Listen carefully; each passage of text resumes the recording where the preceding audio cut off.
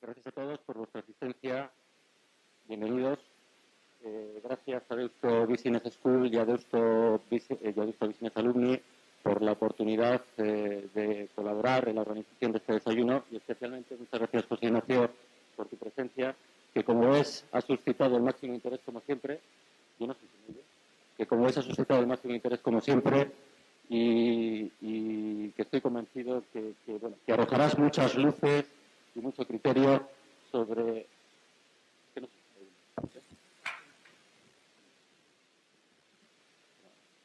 Que, como digo, arrojarás muchas luces y mucho criterio sobre los retos a los que se enfrenta el sistema financiero español. Desde PwC, y como viene siendo habitual, queremos compartir con vosotros el informe del primer semestre, que venimos llamando Consenso Económico, que lo hemos elaborado junto con un panel de expertos que se ha basado, a su vez, en...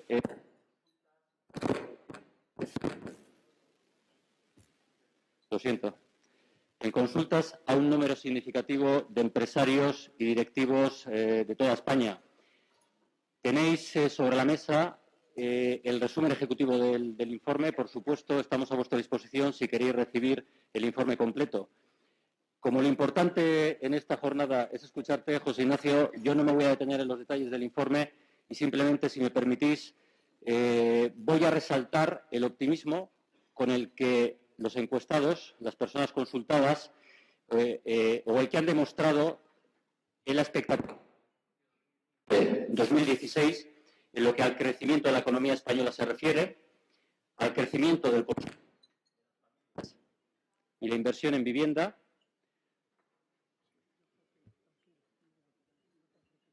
al crecimiento. Vamos,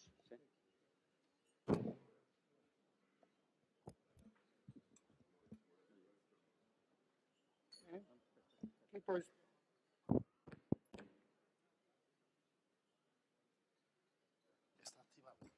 Bueno, a mí la tecnología no me funciona nunca, con lo cual hoy no iba a ser la excepción.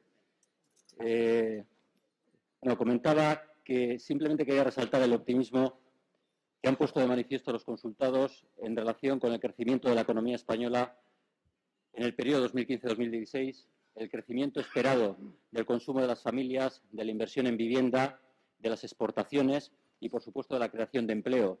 En este sentido, los consultados creen que las reformas que se han llevado a cabo serán positivas y veremos los frutos en los próximos meses y esperan incluso que se profundice en el desarrollo de dichas reformas.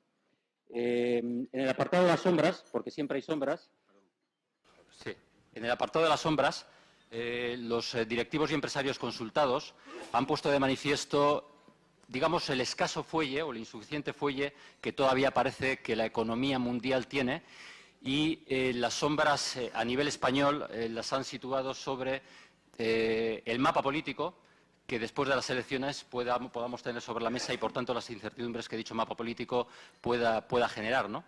En este contexto, en cualquier caso de optimismo, yo creo que José Ignacio, como digo, pues arrojará muchas luces y mucho criterio en lo que al reto y a los retos del sistema financiero español se refiere. Y solamente, José Ignacio, si me permites, me atrevo a enumerar algunos,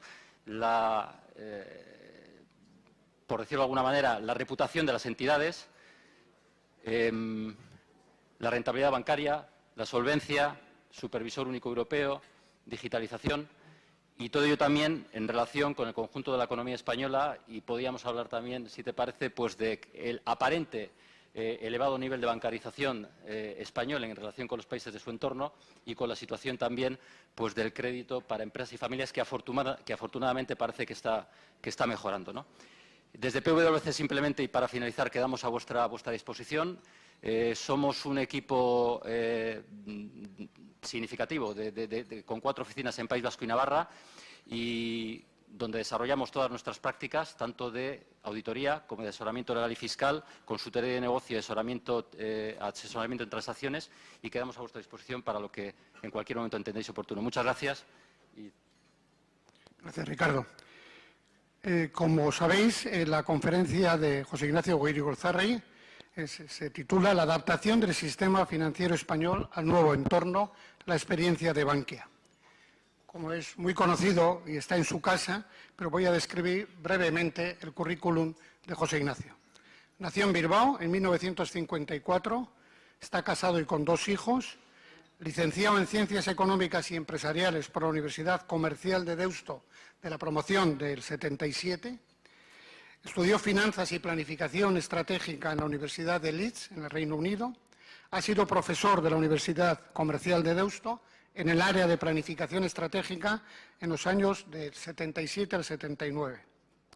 Como es bien conocido en esta plaza, ingresó en el Banco Bilbao en 1977 en el área de Planificación Estratégica.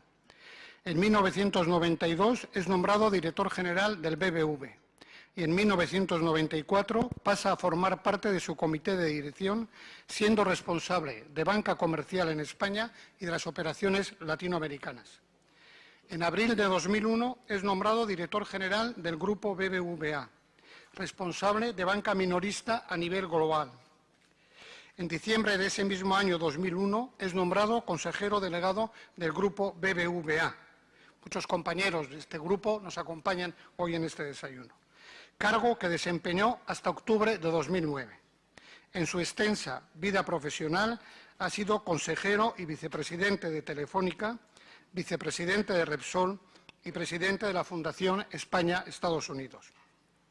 Actualmente es presidente de Bankia y de BFA, presidente de Garum Fundazioa,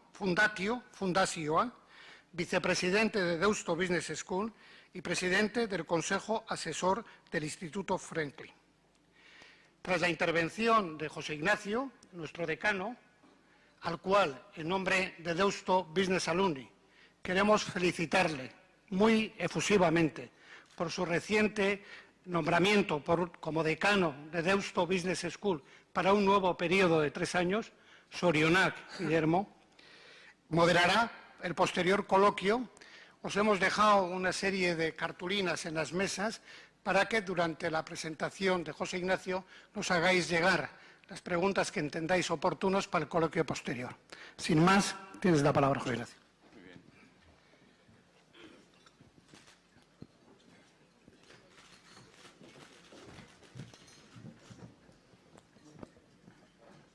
Pues muy buenos días a todos. Muchísimas gracias, Agustín, por invitarme. Muchísimas gracias a Price, por supuesto, por ayudar en la organización de este evento. Yo me uno, por supuesto, a la felicitación hacia Guillermo Dorronsoro. Y la verdad es que hoy tengo un sentimiento, pues como podéis imaginar, muy encontrado. Por un lado estoy súper feliz de estar en Deusto, esta es mi casa. Y por otro lado tengo un gran sentido de la responsabilidad porque tengo aquí en esta sala 3 antiguos jefes. Por lo tanto, estoy muy impresionado. Pero bueno, dicho eso, voy a intentar a ver si supero esa barrera psicológica y voy directamente a mi presentación. Realmente había pensado en estructurar esta presentación en 3 grandes apartados. En primer lugar, me gustaría compartir con vosotros cómo estamos viendo desde Bankia la situación europea y la situación española desde el punto de vista económico. En segundo lugar, me gustaría detenerme dentro de esta perspectiva en la situación global del sistema financiero español y, finalmente, en tercer lugar, me gustaría compartir con vosotros cuál es la situación actual de Bankia, qué es lo que hemos realizado, cuál es el diagnóstico que tenemos en estos momentos y cuáles son nuestras aspiraciones y nuestros objetivos en el corto y medio plazo. Empezando por el primer tema, es decir, cuál es la situación actual, cómo vemos la situación actual de Europa y la situación económica española, a mí me suele gustar recordar que cuando se entró en la crisis, en el año 2008, cuando uno analizaba globalmente Europa, o Europa como un todo, Europa tenía unos fundamentales mucho mejor que el de otras regiones económicas mundiales. Y cuando hablo de fundamentales estoy pensando en el saldo de la balanza de cuenta corriente o estoy pensando en los porcentajes que entonces significaba la deuda pública o los déficits públicos sobre el PIB. Desde luego comparaba muchísimo mejor que, por ejemplo, Estados Unidos. Sin embargo, cuando uno analiza lo que ha ocurrido a lo largo de estos 6 últimos años, pues la verdad es que la evolución de la economía americana ha sido mucho mejor que la evolución de la economía europea. Y para esto valga un dato. Realmente, si uno compara el PIB del año 2014 con el PIB del año 2008, Uno ve que Estados Unidos ha crecido su PIB en estos 6 años en un 8,5%. Por contraposición, cuando hace la misma comparación con la economía europea, resulta que no se ha producido un crecimiento, sino un decrecimiento. Ha decrecido en estos 6 años un 1,3%. Y cuando uno empieza a reflexionar sobre cuáles son las razones por las cuales ha habido este comportamiento tan divergente, desde luego las primeras hacen referencia a aspectos estructurales, hacen referencia a la capacidad de adaptación y a la flexibilidad de la economía americana y, desde luego, de la diferente capacidad de adaptación de las dos sociedades, de la sociedad americana y de la sociedad europea. Los segundos aspectos están más ligados al desarrollo de las políticas económicas, desarrollados tras la crisis, tras el primer comienzo de la crisis, que también tiene una explicación estructural, porque habla mucho de la gobernanza política. Efectivamente, cuando se entra en la crisis, de la misma manera que en Estados Unidos pues se da una respuesta global, en Europa no se da una respuesta global desde el punto de vista de política económica, sino que la política económica europea se basa en la política económica de los distintos países. En definitiva, la política económica europea fue el resultado del sumatorio de políticas económicas en los distintos países. Y como consecuencia de eso, y dado que los llamados países periféricos no tenían otra opción que adoptar necesariamente políticas de austeridad, no había otra opción, estas políticas de austeridad no se vieron compensadas por políticas más expansivas por parte de aquellos países que realmente podían haberlas desarrollado.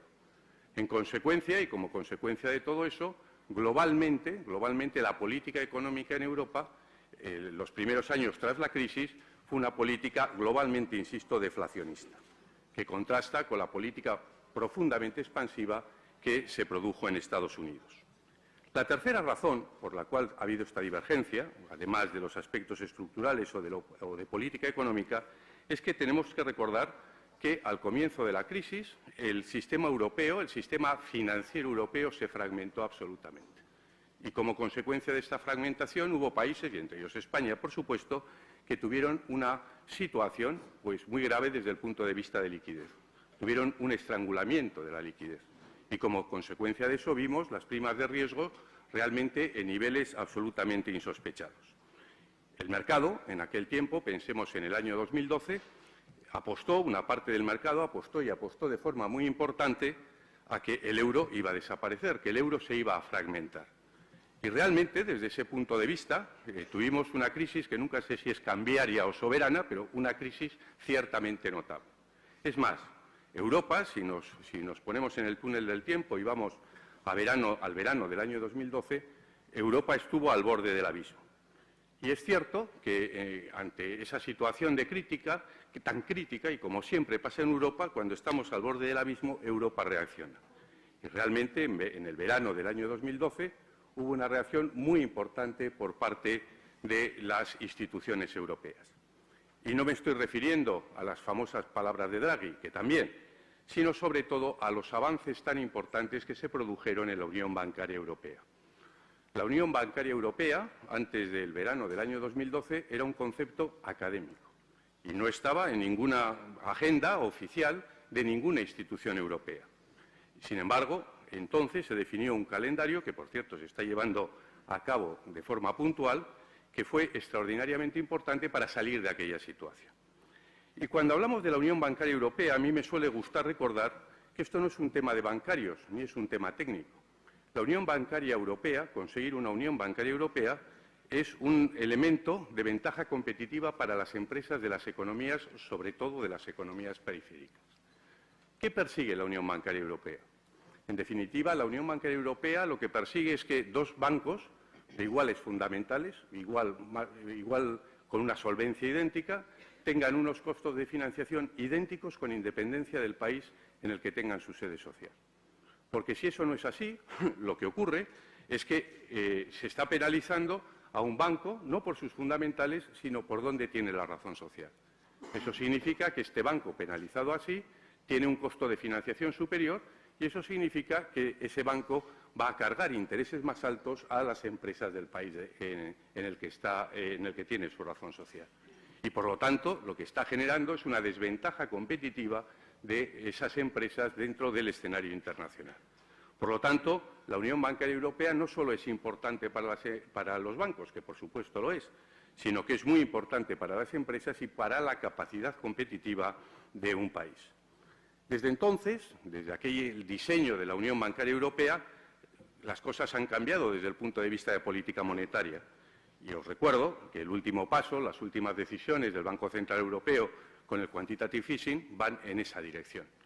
Por cierto, estamos entrando en el quantitative easing en Europa cuando en Estados Unidos están saliendo. Pero bueno, en todo caso es indudable que ese avance que se produjo, un avance clarísimo a partir del verano del año 2012, se ha aprovechado por parte de los países periféricos europeos, pero se ha aprovechado de manera diferente en los distintos países. En el caso español, yo creo que es innegable que se produjo un impulso reformista que ha mejorado a partir de entonces la situación competitiva de España. Y me parece que para decir eso hay datos claros y hay datos concretos. El PIB, recordaréis cómo empezó a crecer de forma muy tímida en la segunda parte del año 2013.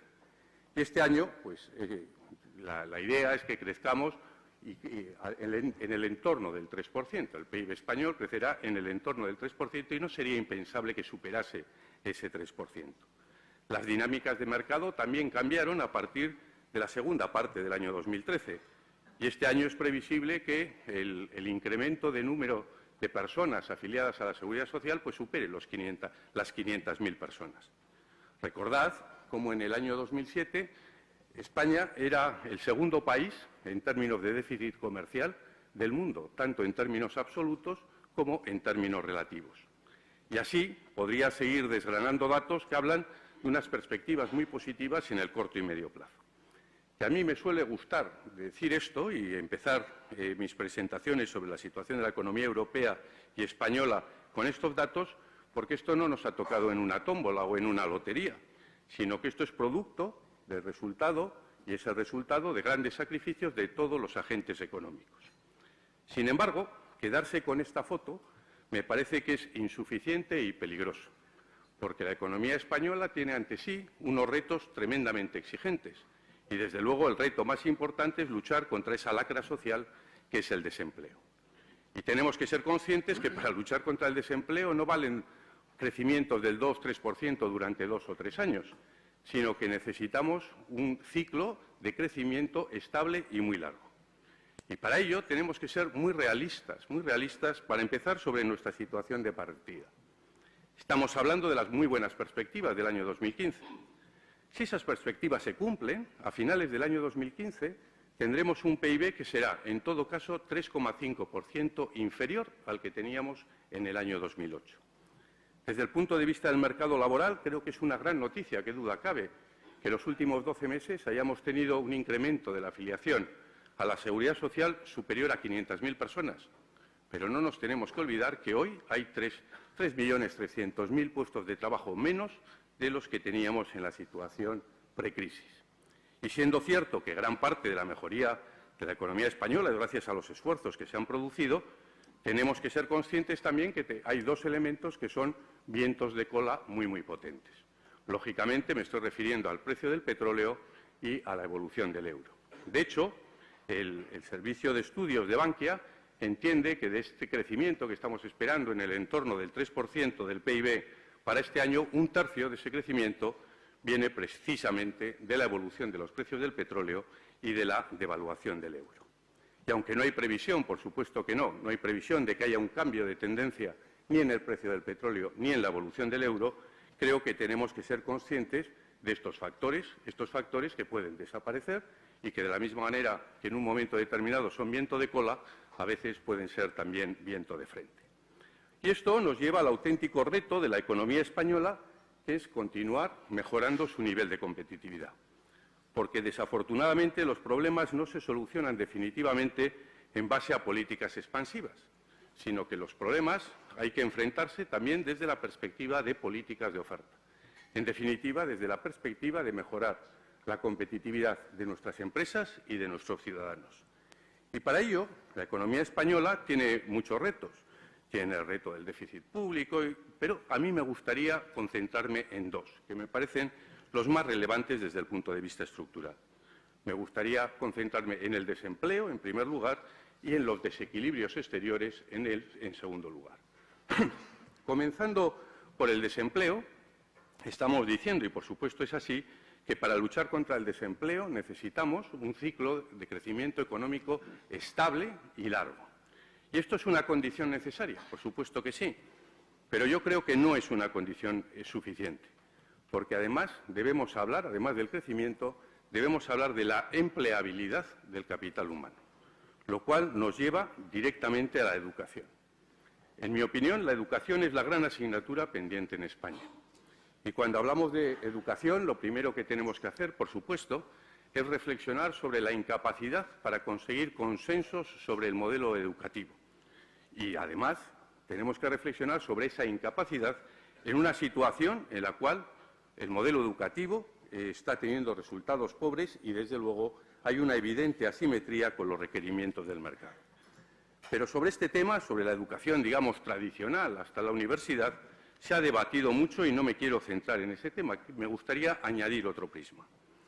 Siempre decimos que en una sociedad de cambio como la que estamos viviendo en estos momentos, realmente la formación continua es absolutamente necesaria. Necesitas formar continuamente a tu capital humano. Y ese es un concepto que está muy bien, que además en algunos países pues puede ser hasta académicamente interesante, pero para España es una situación absolutamente perentoria. Y me gustaría dar algunos datos para que veamos de qué estamos hablando. Según el último informe del Eurostat, el 22% de las personas entre 18 y 24 años en la sociedad española, los adultos entre 18 y 24 años, el 22% no han concluido la formación obligatoria. El 50% de nuestros desempleados llevan más de 18 meses en el paro. Es más, el 50% de las personas que están buscando empleo vienen de la construcción. Y, desde luego, no podemos esperar a que haya otro boom de la construcción para que estas personas encuentren empleo. No os quiero llenar de datos, pero hay otro dato en esta línea que también me parece que es absolutamente claro. El 50% de los parados de muy larga duración, es decir, aquellas personas que llevan más de 3 años parados, son mayores de 45 años. Hay 700.000 personas mayores de 45 años que llevan más de 3 años parados. Pues bien, de esas personas, ni el 20%, el 19% solo, recibieron algún tipo de formación o reciclaje en el año 2014. Y esto significa que nosotros tenemos que plantearnos con absoluto rigor y ambición la educación, no solo desde el punto de vista del periodo escolar, sino desde el punto de vista de mejorar las capacidades de todas estas personas que tienen bajos niveles de cualificación y, por tanto, tienen baja empleabilidad. Y esto no es un tema de medio o largo plazo, esto es un tema de corto plazo, porque la sociedad no puede desentenderse del futuro de estas personas y, además, sería económicamente insostenible. Pero es que, además, paralelamente, estamos engendrando un problema de empleabilidad a medio plazo muy evidente como consecuencia de la falta de equilibrio de los niveles formativos. Y aquí un ejemplo probablemente vale más que 1000 palabras. Solo el 8,6% de los adultos españoles tienen un programa de formación de FP de segunda fase. Solo el 8,6%. Y esto contrasta con el 34% que se produce en la OCDE o el 56% que se produce en Alemania. Y ello por no hablar de la FP dual. Desde luego, aquí lo que tengo que decir es que en el País Vasco el tema de la formación profesional se vio desde hace mucho tiempo y se diagnosticó de forma muy clara. Pero globalmente en España solo el 8,6% de los adultos españoles han realizado un programa de formación profesional de segunda fase. Y creo que, entendiendo así la educación de esta forma extensiva, pues realmente pocos temas merecen un plan muy ambicioso como el tema de la educación para asegurar el futuro, el empleo y el futuro, en definitiva, de los ciudadanos españoles. En segundo lugar, el segundo reto al que me refería después de la educación es el de los desequilibrios externos, que nos va a conducir directamente a la competitividad de las empresas españolas. Veamos, empecemos por una reflexión. España tiene una deuda externa neta que es más o menos parecida a su PIB, 100% del PIB. Y esto en un mercado como el actual, lleno de liquidez, en el cual el mercado es muy complaciente, las primas de riesgo son muy bajas, desde luego no es una preocupación perentoria y casi nadie está preocupado por esto. Pero estructuralmente es decisivo, porque mostrar capacidad de autofinanciación es un elemento fundamental. Todos los que estamos aquí hemos visto cómo el mercado cambia sus sentimientos y hoy está complaciente y mañana no puede no estarlo. En todo caso, además, no puedes depender de variables que no puedes manejar para asegurar el futuro, el crecimiento en el medio y largo plazo de tu economía. Y si bien es cierto que desde el punto de vista de exportaciones, las empresas exportadoras españolas han hecho un gran trabajo en los últimos 10 años, manteniendo cuota de mercado a nivel internacional, lo que tiene un gran mérito, también, como antes decía, tenemos que ser también muy prudentes con el diagnóstico de nuestra situación de partida. Solo un tercio de las empresas exportadoras en España pueden considerarse exportadoras regulares. Solo hay 45.000 empresas en España que se pueden considerar exportadoras regulares. Y el crecimiento respecto al año 2009 ha sido un 15%. Y además, y hablando de los desequilibrios exteriores, históricamente ha habido una correlación muy clara entre crecimiento de PIB y crecimiento de empleo y desequilibrio exterior en nuestra balanza externa. Históricamente siempre ha ocurrido eso. Durante la crisis había dudas si iba a seguir ocurriendo eso o no.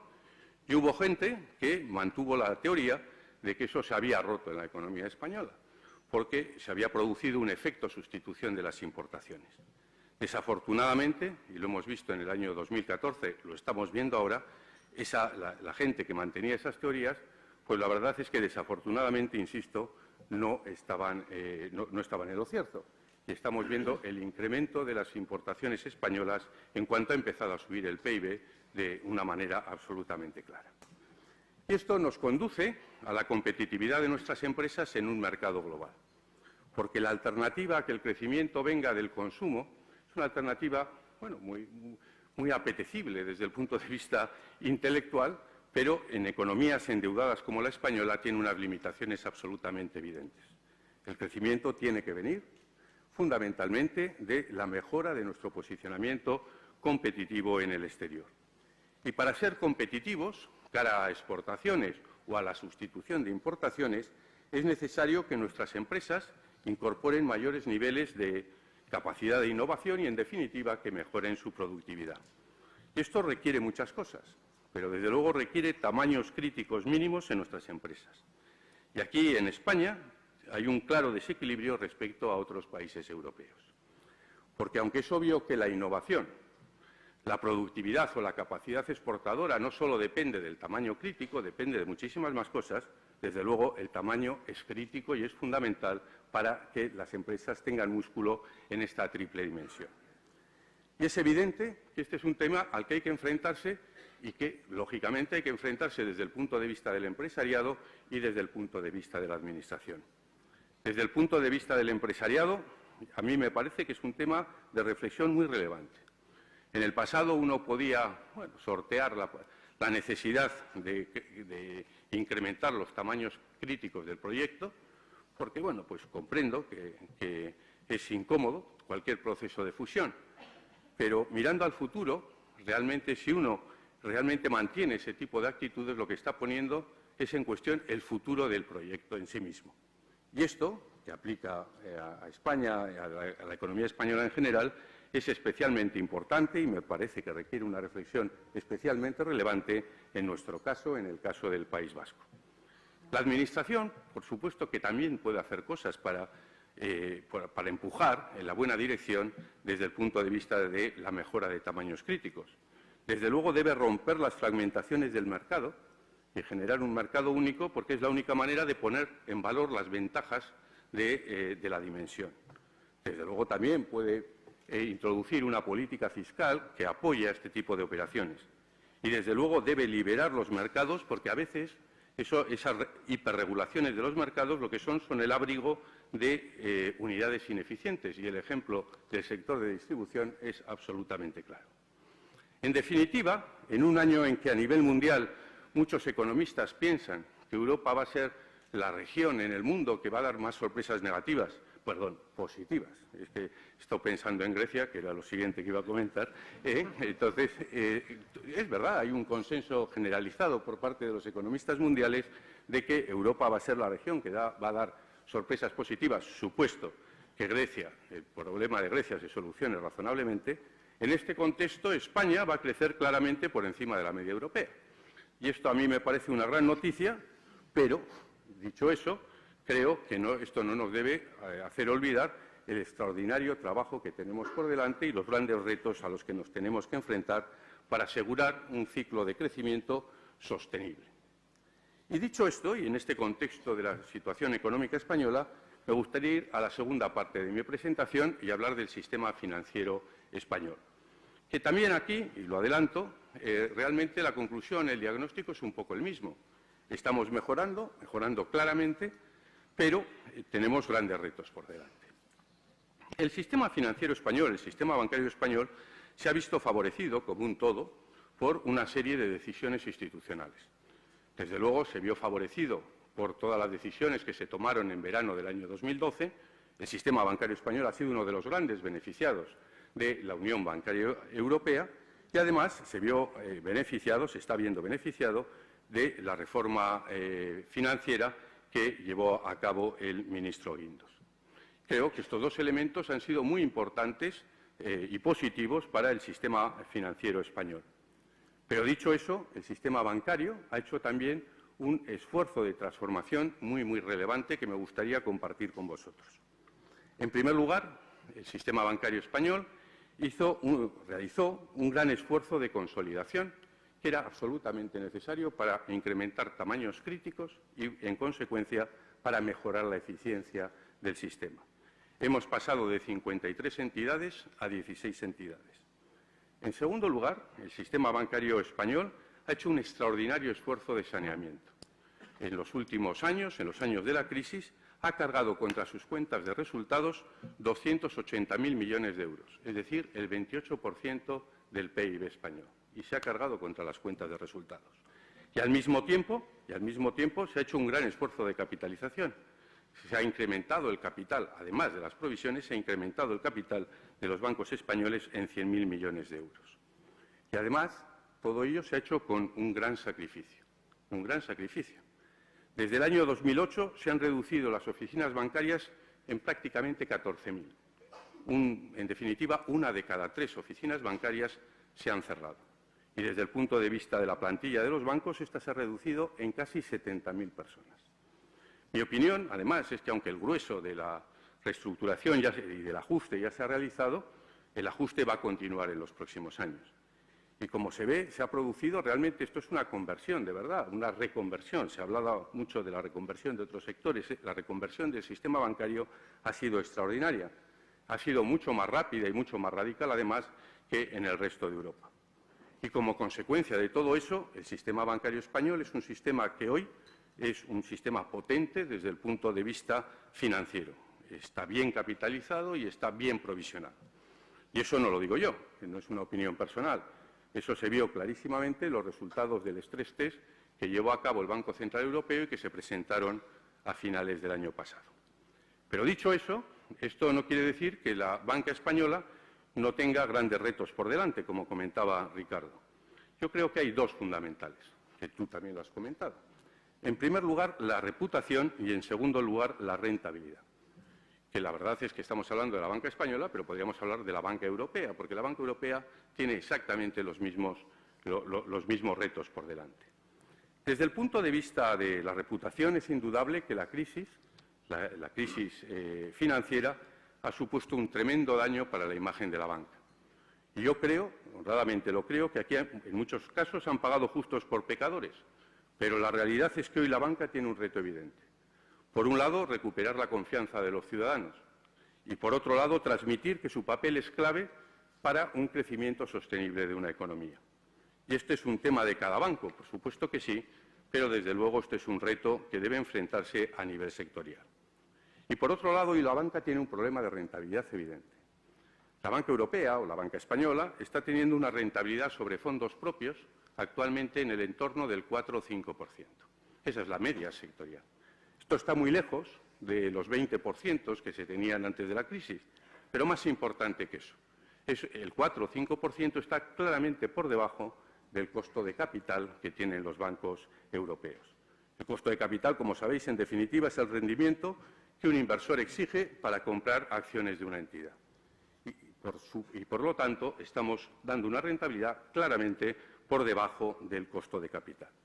Y esto es especialmente relevante en una situación regulatoria como la que tenemos hoy, en que los reguladores están requiriendo, exigiendo mayores niveles de capital a los bancos europeos, lo que significa que tienes que atraer capital en una situación en la cual tu rentabilidad es inferior al costo de capital. Por lo tanto, el reto es clarísimo. El reto es incrementar la rentabilidad. Pero no es sencillo incrementar la rentabilidad en un entorno como en el que estamos en estos momentos, con tipos de interés prácticamente cero, que no lo hemos vivido ninguno en nuestra experiencia profesional, y en países, como es el caso de España, en el cual se está produciendo un proceso de desapalancamiento. La combinación de ese proceso de desapalancamiento y esos bajos tipos de interés te llevan a que realmente es un reto incrementar los ingresos. Por lo tanto, incrementar la rentabilidad no es una tarea sencilla. Requiere, por supuesto, que además de un excelente control del costo de riesgo, por supuesto que sí, requiere una mejora constante de la eficiencia. Y para que esto sea posible, lo que hay que hacer es como lo que hemos hablado anteriormente de las empresas españolas. Necesitamos incluir, introducir grandes dosis de innovación y claras mejoras de la productividad. Y esto es especialmente importante en el sector bancario, porque además el sector bancario, desde el punto de vista estructural, está en un extraordinario proceso de transformación. Como podéis comprobar, mi impresión personal es que estamos ante un reto ciertamente complicado y ciertamente difícil. Pero también suelo decir que, puestos a elegir entre retos, prefiero tener este reto que el que había en el año 2012, por aquello de que primum vivere y deide filosofare. Pero bueno, con esto paso a la tercera parte de mi presentación, que es la situación de Bankia, lo que hemos realizado hasta ahora y cuál es la perspectiva para el futuro. Y también os adelanto, un poco el diagnóstico que yo personalmente tengo para Bankia, pues es un poco parecido al que tengo de la economía española o del sistema bancario español. En definitiva, hemos mejorado mucho, pero tenemos grandes retos por delante y tenemos muchas cosas que mejorar. Yo fui nombrado presidente de BFA y de Bankia en mayo del año 2012, el 9 de mayo del año 2012. O sea, llevo tres años y 13 días como presidente de Bankia. Aquello coincidió con los momentos más duros de la crisis cambiaria europea a la que antes he hecho referencia. Y no voy a profundizar porque recordaréis perfectamente que la situación de Bankia entonces era una situación muy delicada. Cuando nos incorporamos a Bankia, tuvimos que trabajar básicamente en tres frentes de forma prioritaria. En primer lugar, el gobierno corporativo. Era absolutamente fundamental. Teníamos que cambiar la composición de los consejos. Y lo hicimos así. Cambiamos tanto el Consejo de BFA como el Consejo de Bankia. El Consejo de Bankia está hoy compuesto por 11 consejeros, 3 ejecutivos, 8 independientes. Estos 8 independientes son personas con unos currículums espectaculares, extraordinarios, con una experiencia empresarial realmente notable. Y cuando hablo del gobierno corporativo, siempre quiero añadir que estoy profundamente agradecido a las personas, a los consejeros independientes que se incorporaron a Bankia. Porque si hoy uno pone un anuncio en los periódicos pidiendo consejeros para Bankia, seguramente tenemos una cola suficientemente larga. Pero esas personas, con ese gran prestigio, realmente asumir el riesgo reputacional que asumieron en el año 2012 es una cosa que agradezco profundamente. Dentro del gobierno corporativo hemos ido avanzando a lo largo de estos años, pero recuerdo, porque me parece muy plástico, una de las primeras decisiones que tomó el Consejo de Bankia, que fue cambiar la política de consejeros en nuestras filiales y subsidiarias. Decidimos que Bankia tenía que estar representada en sus filiales y subsidiarias no por consejeros externos, sino por ejecutivos del banco. Y como consecuencia de eso, desaparecieron 800 consejeros externos. Y como consecuencia de eso, nos ahorramos 7 millones de euros en dietas anuales. En segundo lugar, el segundo frente al que nos tuvimos que enfrentar fue la definición de un proceso de detección de operaciones no ortodoxas. Definimos un proceso en el cual está perfectamente pautado con intervención de expertos externos también. Como consecuencia de eso, hemos puesto en comunicación o bien de los supervisores o bien de las instancias judiciales más de 50 casos. Algunos han sido muy delicados, pero os puedo asegurar que el Consejo nunca ha tenido dudas sobre este tema y siempre nos hemos movido desde la profesionalidad y la transparencia. Y, en tercer lugar, lógicamente, además de todo lo anterior, además del gobierno corporativo y tal, lógicamente teníamos que trabajar en un plan de reestructuración. Ese plan de reestructuración, además, había que diseñarlo desde el realismo. Y el 28 de noviembre del año 2012, el Gobierno español y la Comisión Europea firmaron el plan de reestructuración de Bankia, de BCA y Bankia, para el periodo desde el 2012 hasta el 2017. Fue el primer plan que había aprobado la Comisión Europea. Bankia fue el primer caso de aprobación de un plan de reestructuración por la Comisión Europea de un banco sistémico. Y como consecuencia de aquello, se decidió la inyección en BCA, en el grupo BCA, de 18.000 millones de capital, de los cuales 10.700 fueron a Bankia y el resto para compensar pérdidas en BCA. La razón por la que se eligió los 18.000 millones de euros fue porque era la cantidad necesaria para alcanzar los mínimos de capital regulatorio. Como consecuencia de aquello, para nosotros fue una gran noticia, porque Bankia pasó a ser una entidad solvente. Pero las ayudas, como dijimos entonces, eran una condición necesaria, pero no suficiente.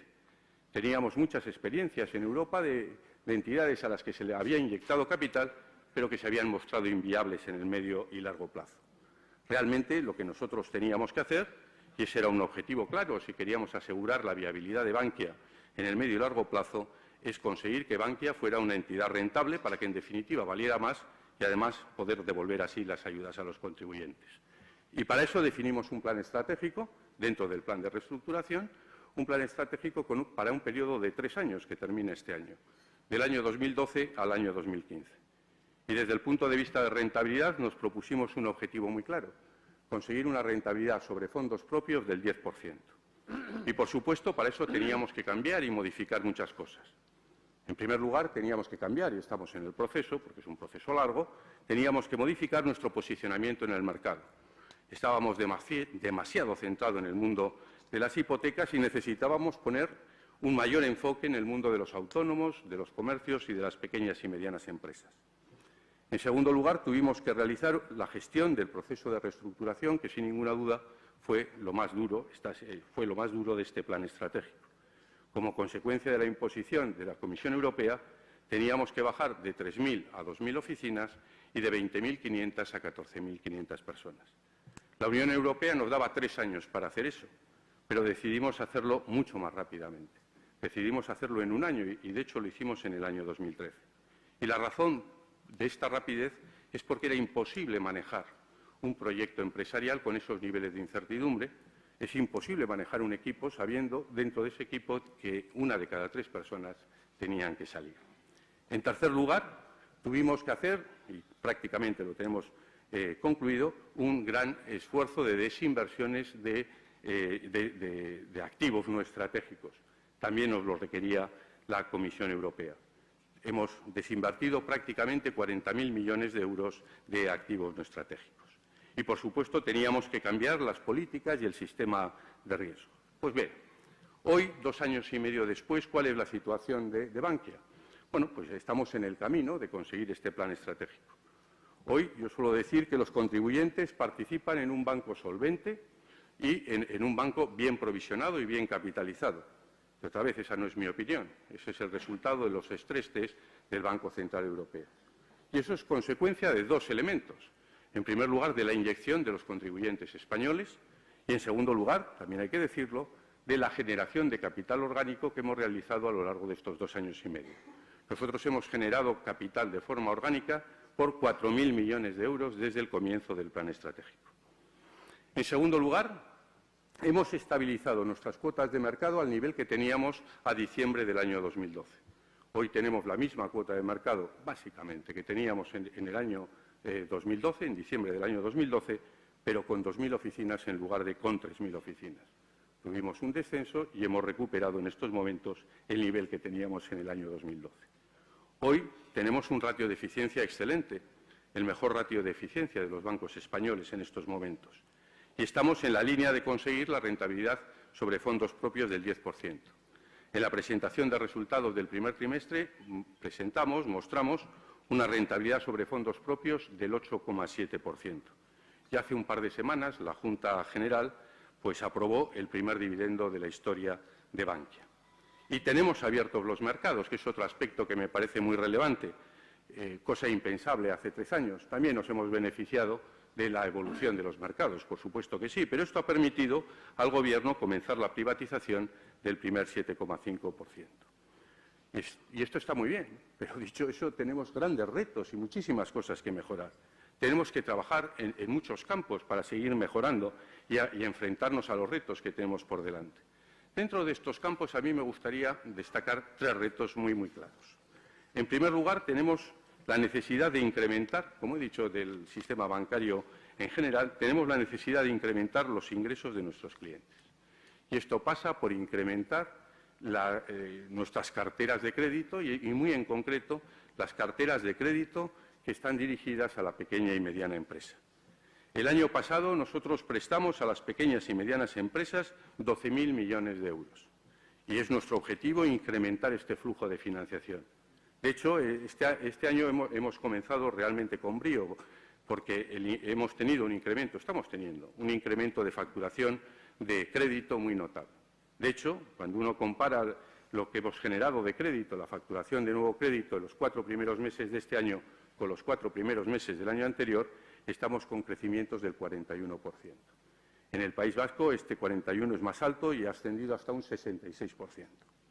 En segundo lugar, debemos continuar mejorando nuestra eficiencia. Esto es absolutamente clave. Tenemos una buena eficiencia, pero la tenemos que seguir mejorando. Y esto, en definitiva, lo que requiere es grandes dosis de innovación. Innovación que, por supuesto, no es solo tecnología. La tecnología, en definitiva, es un medio, no es un fin. Pero la tecnología es muy importante dentro de la innovación. Y desde ese punto de vista nosotros estamos invirtiendo fuertemente en tecnología. Y lo estamos haciendo como una prioridad absolutamente clara dentro de nuestro plan estratégico. Pero quiero decir también cómo estamos invirtiendo en tecnología. Nosotros estamos invirtiendo en tecnología con 2 elementos fundamentales, o 2 referencias fundamentales. La primera, el cliente, y en segundo lugar estamos invirtiendo en tecnología en proyectos cuya rentabilidad en el corto y medio plazo es evidente. Y además, y en tercer lugar, además de, como decía, la necesidad de incrementar nuestra cartera de crédito y además de la necesidad de hacer un uso muy eficiente de nuestras inversiones en tecnología, un uso muy pragmático, además de eso, el tercer reto que tenemos, que yo creo que es el reto más importante que tenemos, es mantener la transformación anímica de nuestro equipo. Eso es lo más importante. Nosotros, dentro del equipo de Bankia, hemos tenido una transformación anímica muy importante a lo largo de este tiempo y la tenemos que mantener. Y cuando hablo de transformación anímica, estoy hablando de orgullo de pertenencia y de la sensación, de la idea de que realmente entre todos estamos haciendo un gran proyecto. Pero no estoy hablando solo de filosofía, estoy hablando de transformación anímica que se traduce en resultados. Y os voy a poner un ejemplo.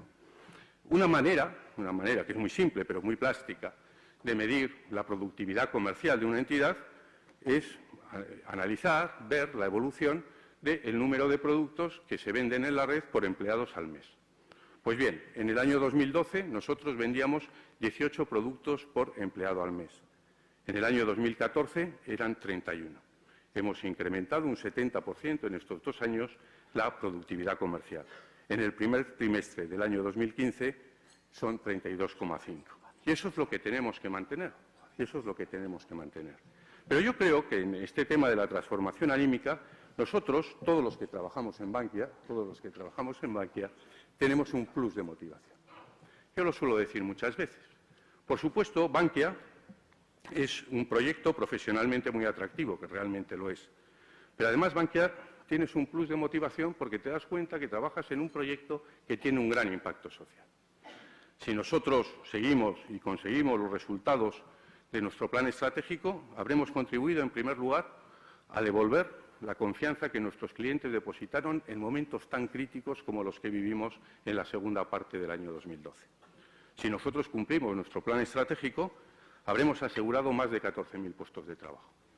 Si nosotros cumplimos nuestro plan estratégico, conseguiremos devolver las ayudas a los contribuyentes, que es el objetivo más importante que tenemos.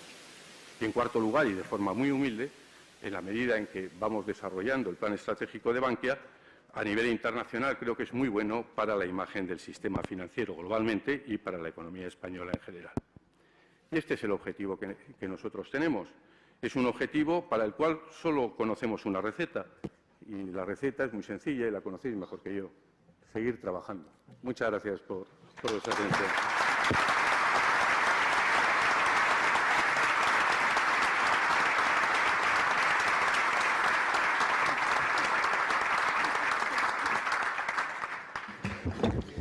Muy bien, tenemos muchas preguntas. Voy a tratar de agruparlas para respetar el horario que solemos cumplir en este desayuno. Una primera parte de las preguntas hace referencia a lo que ha sido también la primera parte de tu exposición, la situación de coyuntura que vive Europa en este momento, ¿no? Y algunas se refieren a las reformas a las que has hecho alusión.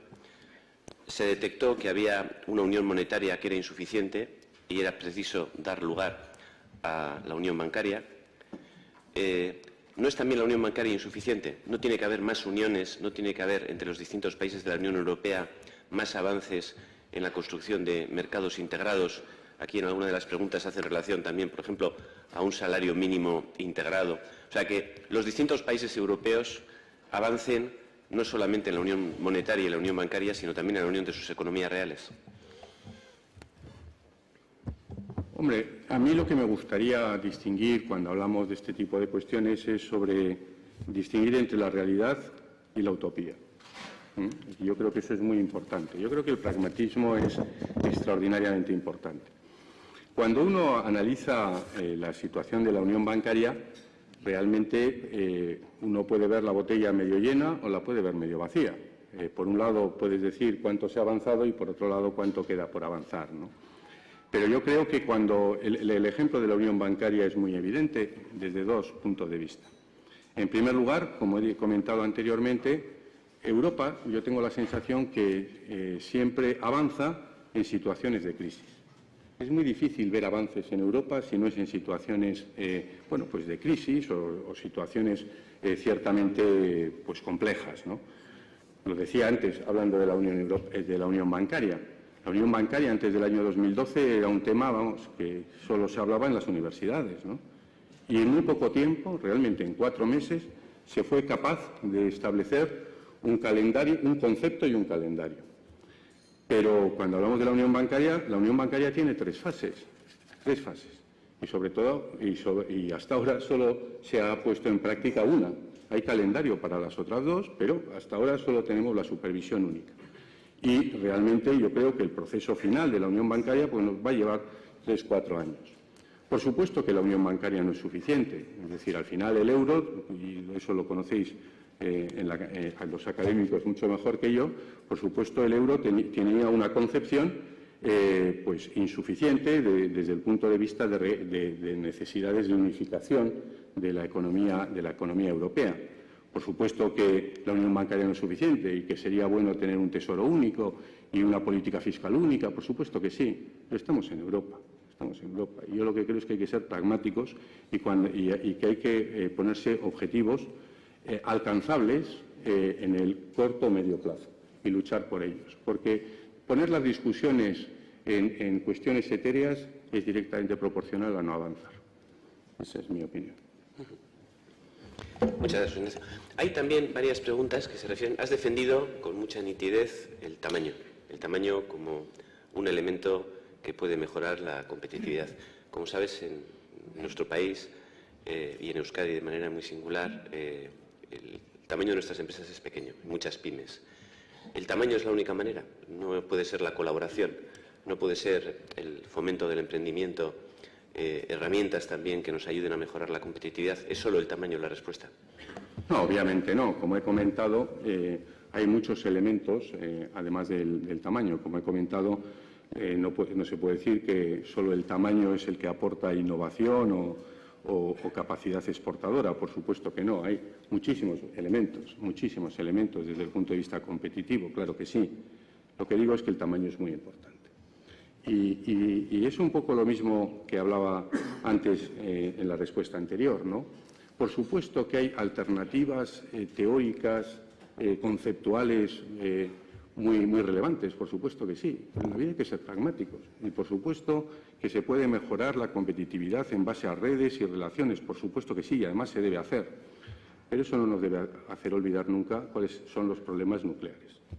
El problema del tamaño es un problema nuclear en la economía española, pero sobre todo, y a mí lo que más me preocupa en este caso, porque además lo he vivido muy de cerca, es en la economía vasca, en determinados sectores de forma evidente. Hablando ya del tamaño en el sector financiero, ¿cómo ves el mapa? Has comentado que se ha reducido muy sensiblemente el número de entidades financieras. ¿Se va a reducir todavía más? Cuando transcurran unos años veremos menos entidades financieras. Y hay una segunda parte de esta pregunta, ¿y eso no nos conducirá a un oligopolio en el cual al final realmente los clientes acabaremos perdiendo? Vamos a ver, empezando por el primer punto, ¿cuál es la estructura del sistema financiero? Yo creo que tenemos una estructura razonable tras la salida de esta crisis. A mí me parece que la situación actual, básicamente el marco de las entidades actual, a mí me parece que es el adecuado para este momento de la economía española y de la situación del sistema financiero español. Puede haber operaciones pequeñas, de menor tamaño, pero básicamente esta estructura con 6 bancos, etcétera, pues me parece que es una estructura que en estos momentos es razonable. ¿Va a durar toda la vida? Pues depende, ¿no? Depende. Va a depender de muchos factores, pero entre ellos va a depender de la evolución de la economía española y de la evolución de los ingresos de la banca. Y eso significa que en el medio plazo, pues bueno, igual cambian las condiciones. Pero a mí me parece que en el periodo que uno puede visualizar, que es el año 2015, 16, 17, bueno, pues a mí me parece que estamos en un entorno razonable. Quiero decir que cuando uno compara cuáles son las cuotas de mercado que tienen los 4 o los 6 grandes bancos españoles, cualquiera de las dos referencias es válida, esa cuota de mercado está bastante por debajo de otras referencias europeas, pero bastante por debajo. Es decir, que yo creo que el tema del oligopolio, desde luego, hoy no se da clarísimamente cuando uno lo compara con, pues no sé, con el Reino Unido o con Francia, en fin. Alemania es un caso especial, pero estamos lejos de ese oligopolio y creo que incluso otro proceso de concentración nos mantendría al abrigo del oligopolio. Pero dicho eso, estoy muy de acuerdo que uno de los elementos más importantes, que además el regulador tiene que estar observando permanentemente, es que haya competencia. Yo creo profundamente en la competencia. Yo creo que para todo el mundo es bueno la competencia. Incluso para los que estamos en el mercado compitiendo, porque aunque en el corto plazo te puede parecer que no, en el medio plazo la competencia es buena. Si tú tienes mucha competencia en el sistema bancario, estarás dando mejor servicio a la economía real irá bien, y si la economía real va bien, tú como sistema bancario te beneficiarás de ello. Y eso para mí, yo eso lo he tenido siempre claro y lo sigo teniendo muy claro.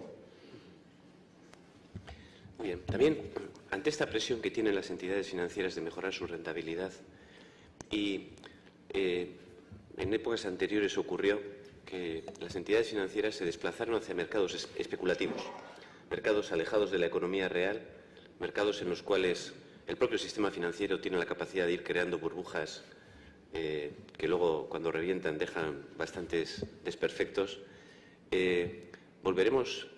¿La regulación ha mejorado y evitaremos esta deriva hacia mercados especulativos en el sector financiero? ¿O tú crees que este riesgo todavía, con la situación actual, es una realidad, una amenaza real? Perdona. Vamos a ver, me gustaría hacer dos consideraciones sobre eso. En primer lugar, sobre si tendremos burbujas en el futuro o no las tendremos. Seguro que sí. O sea, yo creo que una de las cosas que uno ha aprendido a lo largo de los años es que los seres humanos cometemos errores permanentemente y nos caemos permanentemente en la misma piedra. Por lo tanto, pensar que somos capaces desde la regulación o desde cualquier otro campo de evitar ciclos, bueno, pues me parece que es una visión demasiado idílica, ¿no? Pero cuando hablamos de la regulación, a mí me gustaría hacer un comentario, ¿no? Un par de comentarios. Vamos a ver, no tengo mucho tiempo para profundizar en este concepto, pero me gustaría dejar clara una idea. Cuando uno analiza cuáles son las razones de esta crisis financiera, hay muchas razones, por supuesto, pero en mi opinión, cuando se origina sobre todo con el mundo de la subprime, etcétera, hay muchas razones, insisto, pero en mi opinión una de las razones más claras fue el arbitraje regulatorio. El arbitraje regulatorio. En definitiva, los bancos, y no solo los bancos, pero también los bancos, generaron compañías que fuera de los balances bancarios, no sujetas a la regulación bancaria, crearon los bancos en la sombra, por llamarle de alguna manera, que eran entidades que tenían menores requerimientos de liquidez y capital, que tenían un descalce clarísimo entre su activo, que era a largo plazo, y su financiación, que era en el corto plazo, y cuando explota el primer vehículo de esos, pues explotan todos en cadena. Y el origen y el comienzo de toda la crisis financiera se produce en Estados Unidos y se produce en los bancos en la sombra, es decir, en los sectores más desregulados. Y, lógicamente, luego afecta a los sectores regulados. ¿Qué ha ocurrido 6 años después? El otro día lo comentaba con un alto responsable del Fondo Monetario Internacional.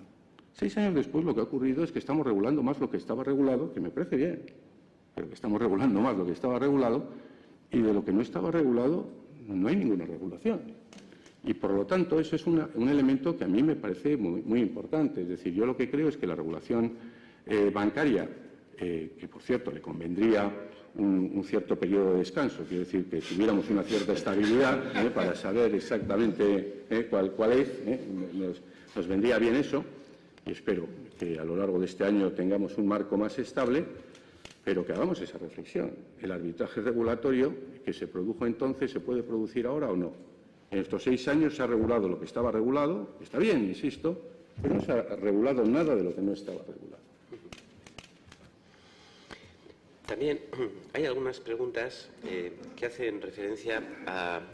Has hablado del sector bancario, de la innovación como una de las herramientas de mejora de la productividad, pero no has mencionado lo que pues, desde algunos sitios se apunta como una transformación radical que puede haber en los sectores financieros, ¿no? Que la entrada de nuevos agentes como puede ser Amazon o Google, la irrupción del dinero electrónico.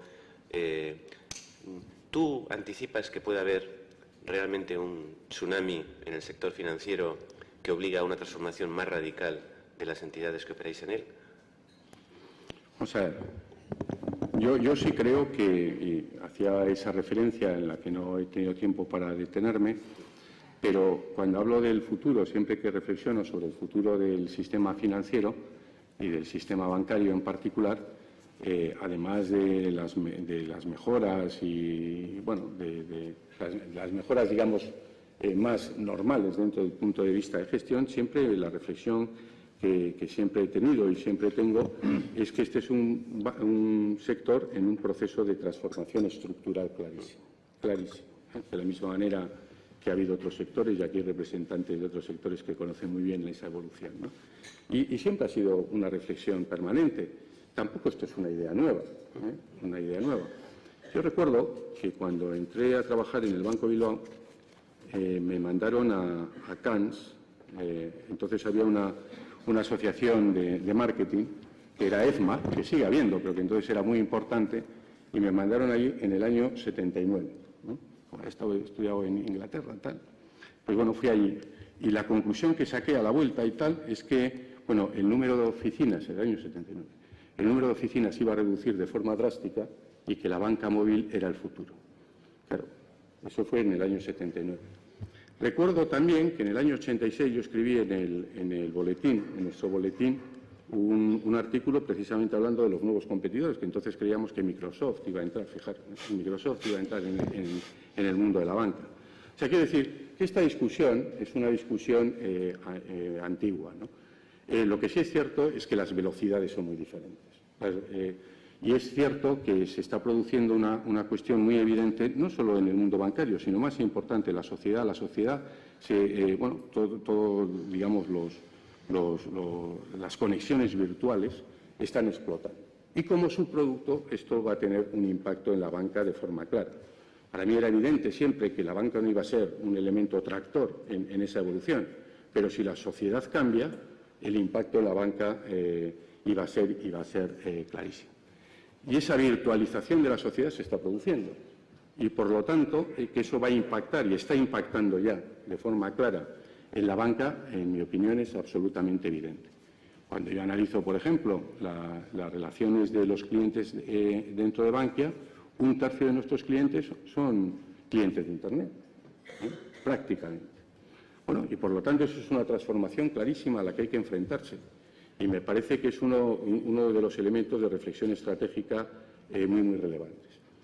Pero yo suelo distinguir siempre entre la misión del consultor y la misión del gestor. El consultor, los grandes consultores como Price, lo que nos tienen que dar, los que nos tienen que mostrar son las tendencias, las grandes tendencias. Y tienen que acertar en que las tendencias sean las que realmente luego se produzcan. El gestor no tiene esa responsabilidad.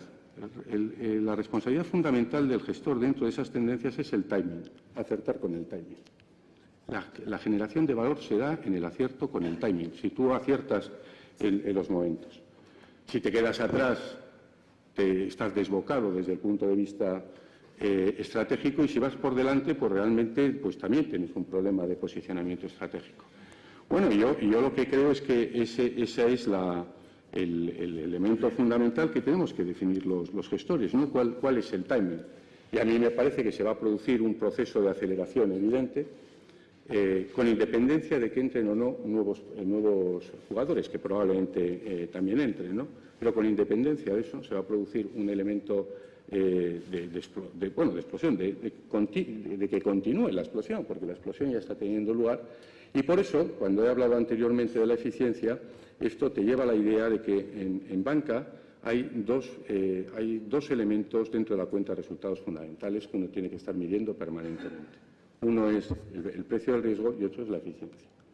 Y la eficiencia tiene que ser obsesiva para todos nosotros. Y la eficiencia, en definitiva, significa, por un lado, ahorro de costos, pero también generación de ingresos. Y para conseguir ese equilibrio, uno se tiene que adaptar a las necesidades de los clientes. Los clientes son los que nos van a marcar el recorrido de la digitalización. Y el que no siga correctamente ese paso, pues lo tiene muy mal. Si te adelantas mal, si te quedas atrás mal, bueno, ya estamos intentando intentar ir más o menos al mismo nivel que los clientes. También has hablado de las oficinas, de la reducción del número de oficinas en España, del papel de las oficinas, de cómo estáis incrementando el número de productos que hacéis llegar a vuestros clientes.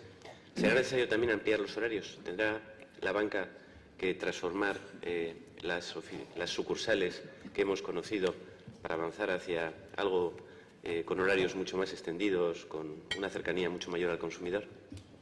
Bueno, el tema de los horarios es un tema que en estos momentos es un tema de interés bastante generalizado, ¿no? Vamos a ver, yo lo que creo es que en el tema de horarios lo que tenemos que ser es un poco realistas y conscientes cuál es la situación actual, ¿no? Nosotros, cuando uno analiza realmente el tema del servicio al cliente, todo esto todo el tema de los horarios y todo este tipo de discusiones se tienen que originar siempre desde la necesidad del cliente. Es decir, el cliente aquí es el centro, pero no es una manera de hablar. Yo, como suelo decir, sin cliente no tendríamos puestos de trabajo, ni tendríamos sueldos, ni tendríamos salarios, ni nada. Entonces, el cliente es un poco el que nos va a marcar la pauta. ¿Y qué nos está diciendo el cliente? Pues el cliente nos está diciendo algunas cosas claras. Nosotros tenemos, en Bankia, tenemos un concepto que es el concepto de oficinas ágiles, que son muy transaccionales. Tenemos en estos momentos 130 oficinas ágiles que abren en horario continuado hasta las 6 de la tarde. Bueno, y lo que nos están diciendo los clientes es que el 20% de ellos van en horario de tarde. En segundo lugar, cuando uno le plantea porque Cuando hablamos de la virtualización, y esto lo quiero dejar claro, cuando uno se relaciona, por supuesto, con sus clientes por Internet, pero eso no significa que la única relación que esos clientes tengan sea con la máquina, sino que detrás de esa relación con Internet necesitas, a través de Internet o a través del teléfono, un servicio al cliente. Ese servicio al cliente, cuando le preguntas a la gente que se relaciona, al tercio de clientes que hay en Bankia, que se relacionan a través de Internet, cuando les preguntas cuándo quieren ser atendidos en términos de asesoría por un gestor, el 40% te dice que a la tarde. Eso es otra realidad. Eso no significa que tengas que tener 24 horas gestores atendiendo en Internet, pero desde luego que tienes que tener una jornada amplia, pues esa es otra cuestión clarísima. ¿Significa eso que tienes que tener abiertas las oficinas? Pues no necesariamente, porque las oficinas abiertas en sentido tradicional, puedes tener algunas, como nosotros tenemos las oficinas ágiles, pero no todas. Lo que tienes que tener es disposición de tus clientes a los gestores para hacerles gestión, porque no necesitas una oficina abierta con la caja abierta, pero sí necesitas que un cliente tenga su gestor a su disposición en horarios mucho más extendidos que los de la mañana.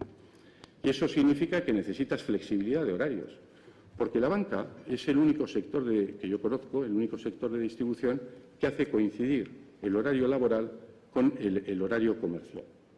El único. Es como si el Corte Inglés, por decirlo de alguna manera, y si hiciese coincidir el horario laboral con el horario comercial, pues solo podría abrir de 8 a 3 o de 3 a 10, porque claro, aquí no estamos hablando de incrementar el número de horas de trabajo, esas son las que son y son las que están en el convenio. Y eso significa pues que, lógicamente, tienes que tener flexibilidad de horarios, obviamente, para responder a los clientes y para responder a la evolución que tenemos por delante.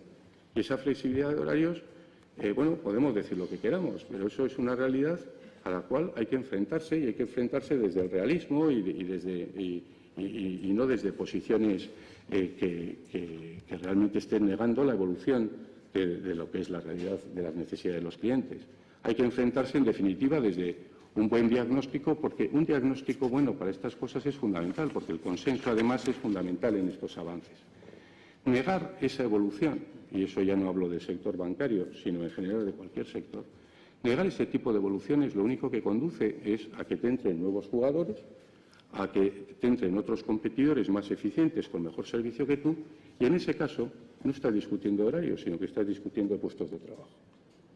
Y todas estas reflexiones yo las hago desde alguien que ha estado toda su vida en el sector bancario y que me preocupa el futuro de este sector y el futuro de las personas que trabajan en este sector. Debes tener algunos accionistas aquí sentados porque hay preguntas sobre el futuro de la cotización de Bankia. Nos piden que saques la bola mágica y veas el futuro de la cotización. Yo esas bolas no tengo. Por lo tanto, no, vamos a ver. Yo lo que creo, y que además si alguno de los que ha comprado acciones me conoce, sabe que yo no voy a hablar nunca de la evolución del corto plazo. Pero yo lo que sí creo es que nosotros en Bankia tenemos un proyecto que va a generar valor. Es una buena inversión. Lo creo así. Y lo creo así porque realmente, como he dicho anteriormente, tenemos pues una situación financiera muy potente y tenemos un proyecto con una clara visión y tenemos una cuenta de resultados que va en la buena dirección. Y probablemente, pues como decía, este año nosotros aspiramos a llegar al 10% y no creo que haya muchos bancos que este año lleguen a una rentabilidad sobre fondos propios del 10%. No creo que haya muchos bancos en Europa, ¿no? Dicho eso, nosotros lo que creemos es que cualquier inversor, bueno, pues que Bankia es una muy buena alternativa. Además, es una alternativa muy clara. Nosotros somos una entidad, un proyecto muy claro en su visión. Nosotros pretendemos ser una franquicia excelente dentro de España, jugando en el mundo de las pequeñas y de las medianas y grandes empresas y en el mundo de particulares. Y esa es nuestra visión.